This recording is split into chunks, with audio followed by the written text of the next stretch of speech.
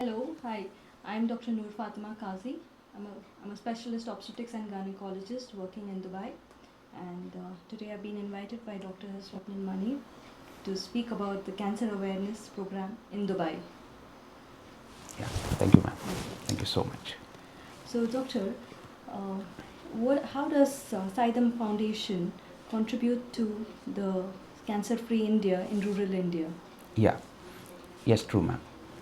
Saidham Foundation was established in 2011 in one of the village in India, and we are now working in the 13th state of the country, and we implement the continuous awareness sessions and screenings through the 12 mobile vans under the corporate social responsibility given by the different corporates, and it proven very successful model of the cancer prevention and cancer treatment and cancer screening, and near about 10 lakhs people has been screened and more than 60,000 treatment has been awarded to the patient in early stages. And due to the early detection, education, awareness, this proved as a successful and the best model for the cancer care. We call it as a Saidham model of the cancer care, and in the rural India. Yes, ma'am. I just want to know, cancer is rising all across the world. And from your experience, what is the biggest challenge the patients are facing here in India and in the Middle East when it comes to early detection of cancer? Yeah.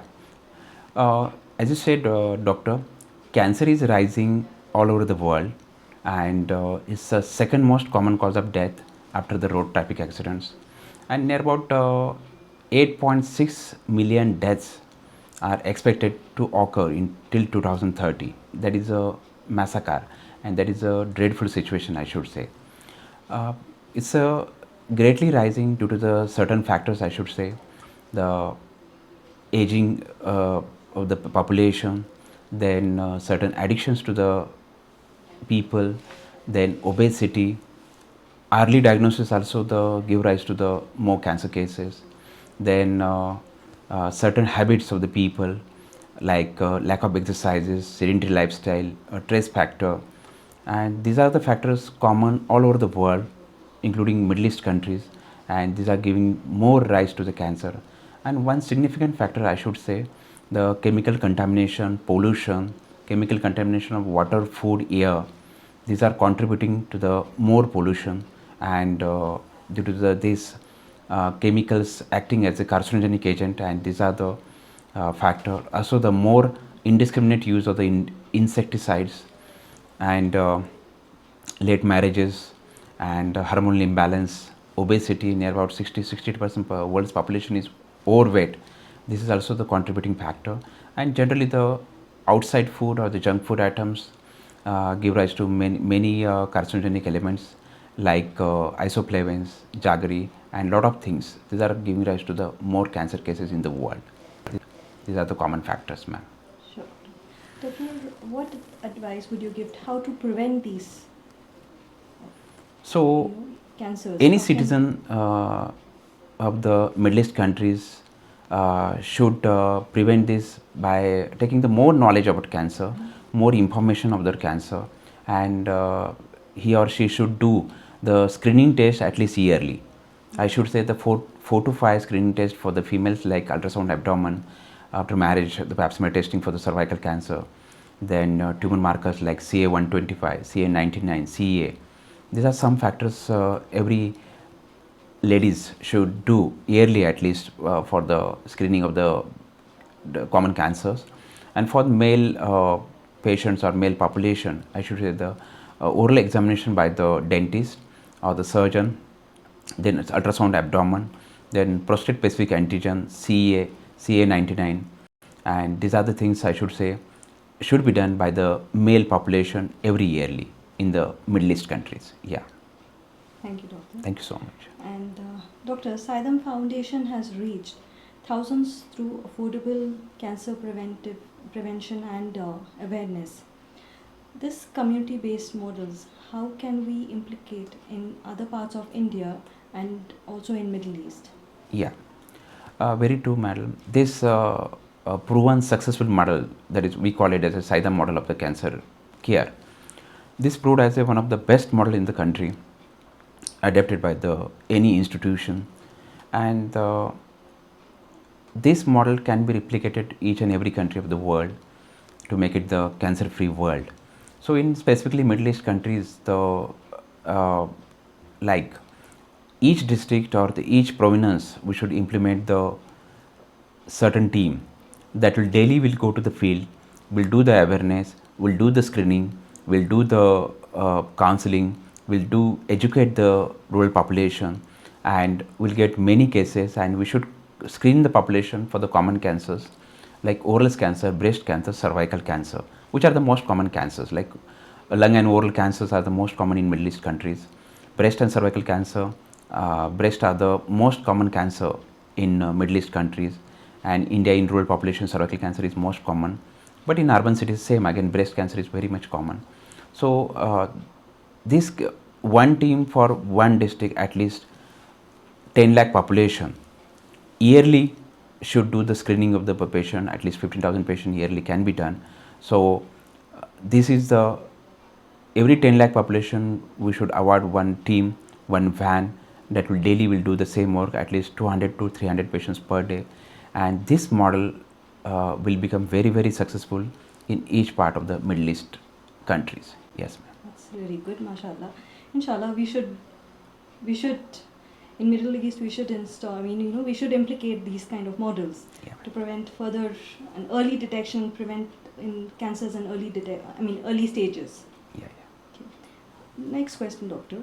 Many people fear cancer more than that knowing its nature.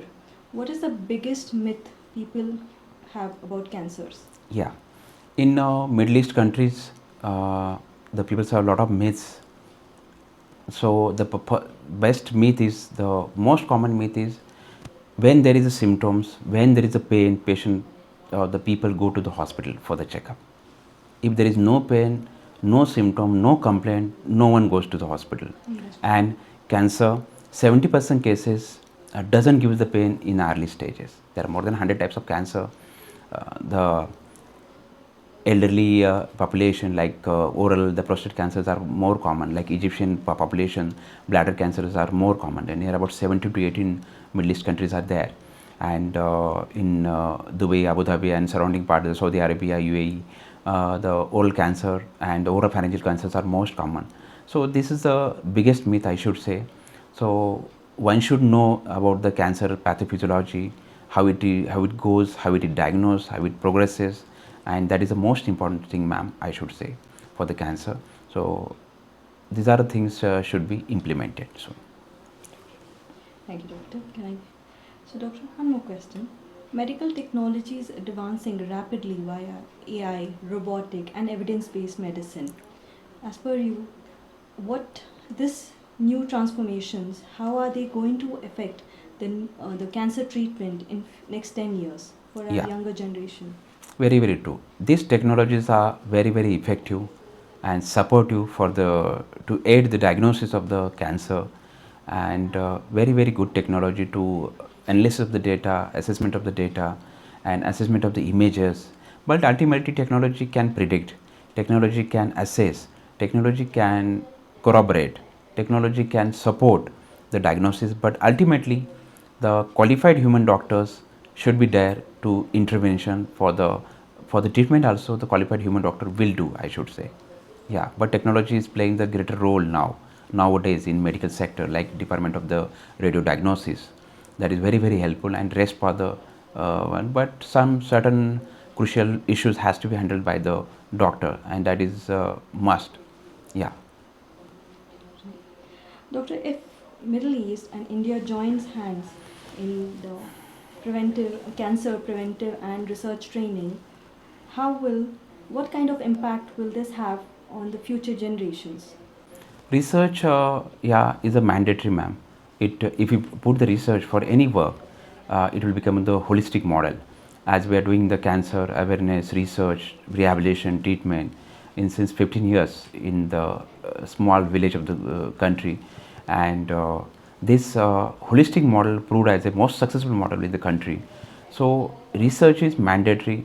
By the research, we get to know about the different techniques, cost effective techniques, the more sensitive techniques, more specific techniques for the cancer detection and treatment, and how the best possible treatment, the cost effective treatment can be laid on for the citizens of the Middle East countries.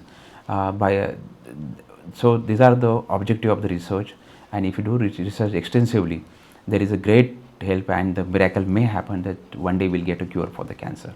Yeah. Inshallah. Doctor, I'm sure all your visions and your dreams with regards to the foundation from yourself and from your team will surely get fulfilled by the grace of God and Baba's blessings.